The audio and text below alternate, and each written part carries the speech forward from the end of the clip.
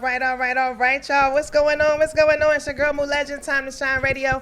We are live right here with DJ Trendsetter Sense. What's going on, DJ? Moo, what's up, Moo Legend? What's going on, my man? In the building. Thank you for having me. I appreciate it. Philly is in the building. Y'all see it. We out here. Uptown, you see it. 32nd and Allegheny all day. Okay.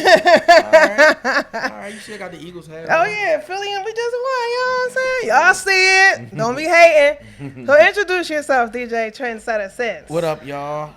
Trendsetter Sense. I'm here by the way of Philly, down here in the A, and doing the thing and appreciating life and appreciating the blessings. Just working hard, man. It's working hard. Yeah, you are a hard worker. You've been out here for a minute. You know what I'm saying? Everybody should know his name by now. Oh, I appreciate the compliment. No doubt.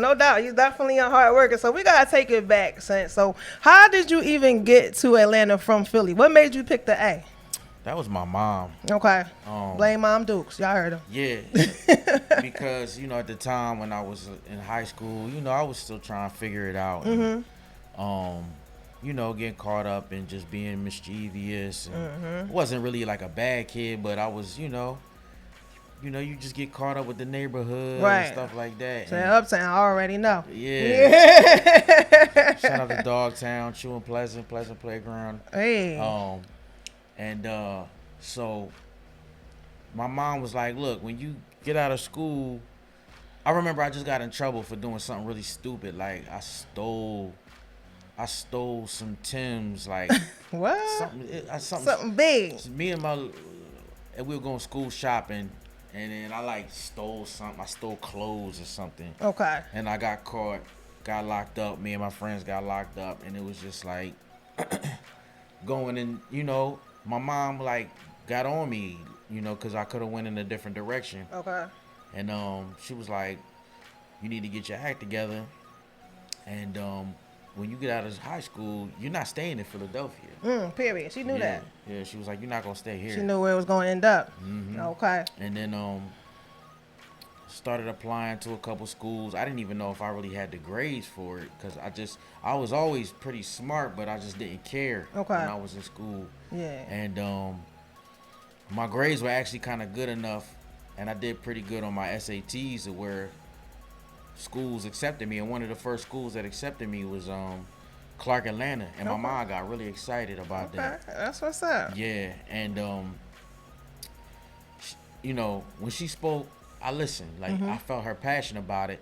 And she went to Atlanta University back in the day. Okay. She didn't finish. She ended up coming back up to Philly. She ended up finishing at Cheney. Okay. Yeah. That's right outside of Philly, those who don't know. Yeah. So she was really on me, I really want you to see what Atlanta's about. And then I just took it really seriously. Okay. And they accepted me. And then we went on a little trip down to Atlanta. And it's funny because when we went down, it was Freaknik. So as a 17-year-old kid, I'm like, oh, I'm good. Right. That's it. And my mom was like, oh, no. And so I was like, all right. And then it was really actually one of the best decisions that I've made was to come down to Atlanta. And then, rest was history from there.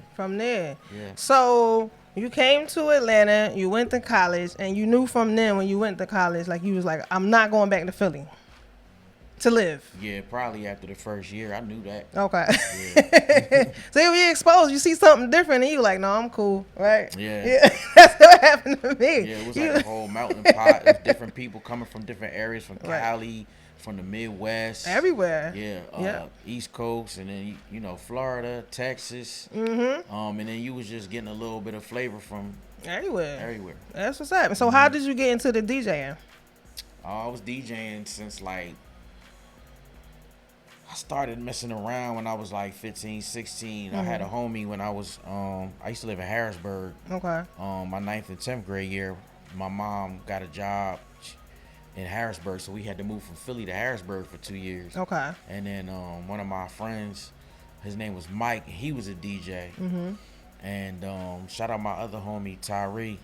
And we used to go over Mike's house and just mess around with the records. And this is it's funny, the time period was Wu-Tang was out, Nas, 96, Gangstar, 97. Ooh. who Biggie. else? Jay-Z. Biggie. No, Jay-Z wasn't out yet. Not yet. Okay. Pac. I can remember Pac was out, but we wasn't listening to Pac at that time. Okay.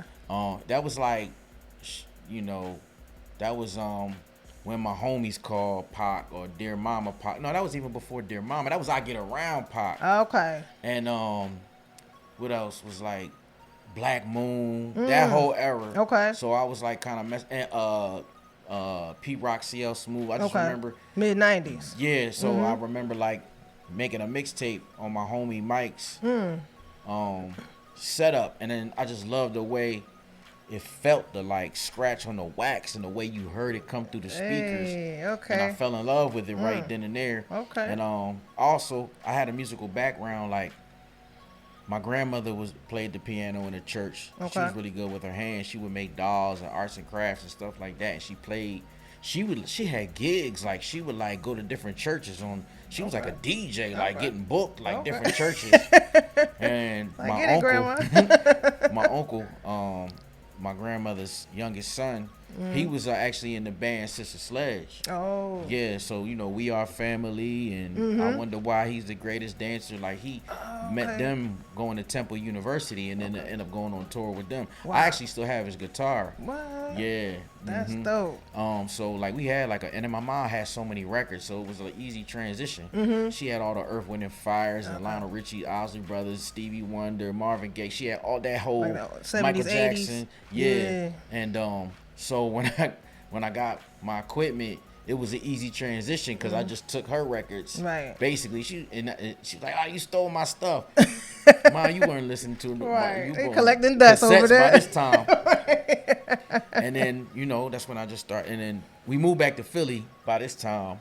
And then, like, man, like, my 11th grade year, I mean, I'm telling you, like, I got my equipment that Christmas. My next door neighbor was a DJ. So he sold my mom the equipment. Okay, gave it to you for Christmas. Yeah. Okay, come on. And then 30 days later, I'm doing a party. Wow. 30 That days. quick. Yeah, I started making money, like 17, making money already. He wasn't playing around. Yeah, because all I would do was just annoy my mom and be in the basement and practice all day, and I got good enough that I was like, I think I can. I could do a gig. I could do a gig, and I started doing like house party. I started getting booked fast. Them house parties was lit in Philly. Yeah, You got the little mark on your hand. Yeah, the little mark. Yeah, like That all was. the kids in my school would just start booking me. Wow. They have little parties and stuff. Yeah. I know them prices changed. Oh yeah, man, I can tell you one crazy story one time. I can tell you this one story, man. Like, I did a party for my cousin. She had a graduation party, right? This was on Upsall Street. Oh, okay. Right, and she gonna hate I'm telling this story, but she had me DJ the party, man, and I was with my man. Shout out my man West, man. Child, my man Ant.